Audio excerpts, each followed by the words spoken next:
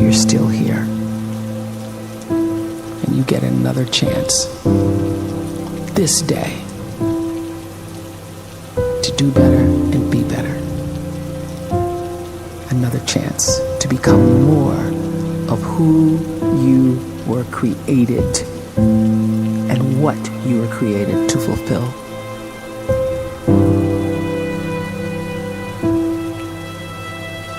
Everyone in the world is capable of living outside the role or beyond the roles that they place themselves in, no matter what it is.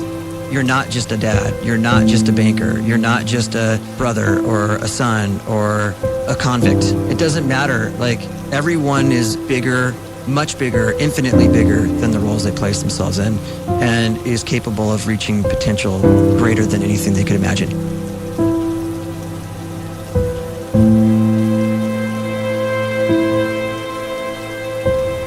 You can live the life you desire. It's right there in front of you. But in order to achieve it, you must first see it, then believe it, and then you must graciously ask and train your brain to help you execute your vision.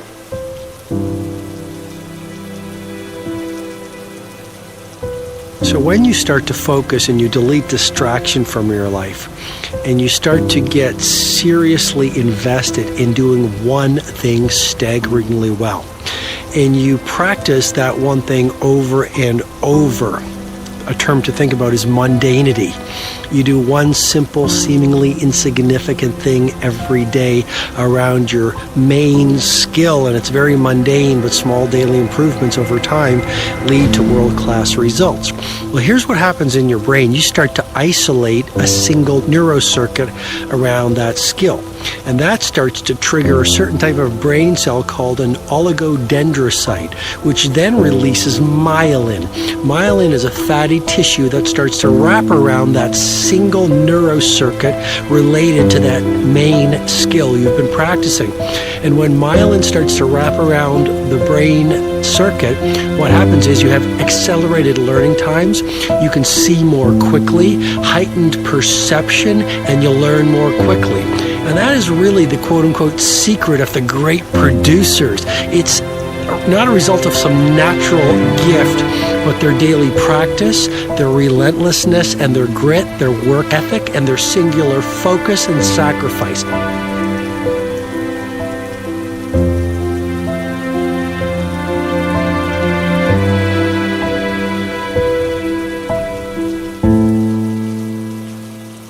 A great life is built not by revolution. A great life is built by evolution. Small and steady wins the race.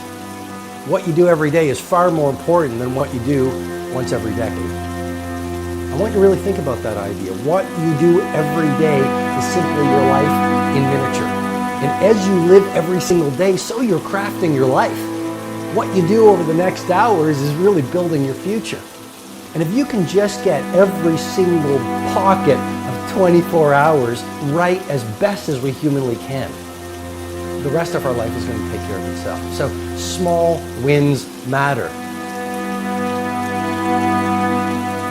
The scripture says we will eat the fruit of our words.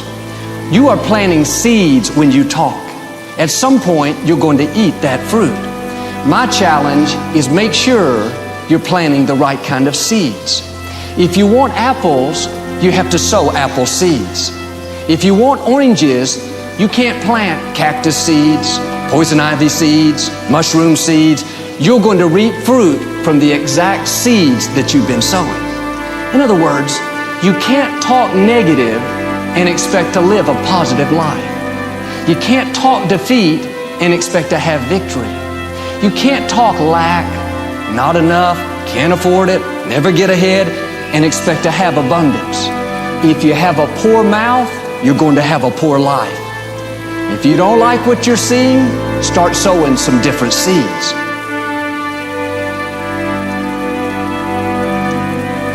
We may not realize it, but we're always feeding ourselves. What we watch, listen to, the people we're around, the thoughts we're dwelling on, that's feeding our inner man. If you go to lunch with people that talk bad about the boss, make fun of a coworker, put down a friend. They're feeding you gossip, feeding you jealousy, feeding you disrespect. Here's the key. Whatever you feed is going to grow. You may not like what they're feeding you.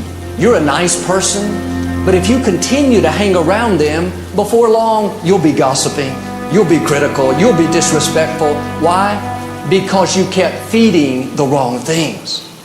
If you're always feeding negative thoughts, thinking, I'll never get well, I'll never meet the right person, you're feeding doubt, feeding mediocrity, feeding fear. If you know exactly what you want to be, you need to spend as much time with people that are actually that already.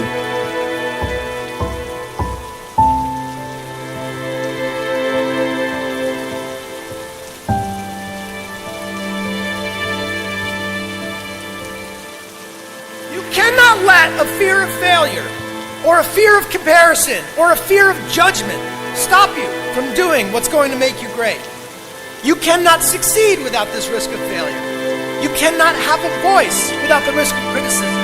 And you cannot love without the risk of loss. You must go out and you must take these risks.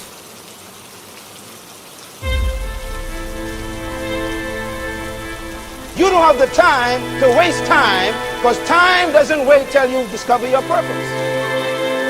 If you don't know why you was born, time is still moving. And if you discover your purpose at 90 years old, it's too late.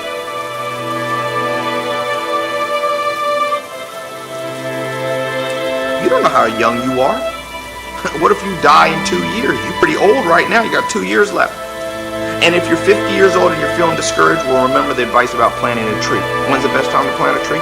20 years ago or today? So if you're 50 and you feel like life left you behind, well, get started right now. Better late than never. Better late than never. Don't think about time and age so much. It gets people distracted. When the whole world's distracted, you be focused.